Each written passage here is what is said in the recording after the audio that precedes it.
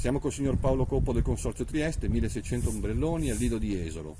Ecco quello che possono fare in questa fase gli operatori sulla spiaggia, un po' di manutenzione e pulizia. Esattamente, in questo momento riusciamo a fare solo il verde, pulire le piante, la manutenzione del verde, perché non abbiamo ancora nessuna disposizione per poter preparare la spiaggia. Stiamo aspettando disposizioni da chi di dovere.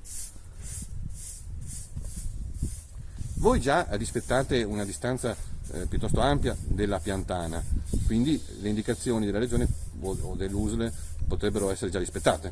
In teoria sì, stiamo aspettando appunto che ci dicano qualcosa. Comunque noi come metratura saremo già abbastanza messi bene, perché abbiamo circa 4 metri da ombrellone a ombrellone. Beh sì, specificando, da piantana a piantana abbiamo circa 4 metri di distanza. Allora, vi faccio vedere il deposito delle piantane che abbiamo già qua in spiaggia. Stiamo aspettando appunto di poter posizionare appena chi di dovere ci dirà cosa fare.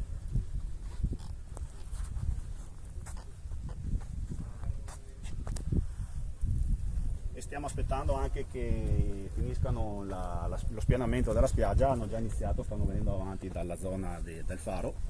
In teoria dovrebbero arrivare qui per i primi giorni di maggio e poi dovremo iniziare la piantumazione delle piantane.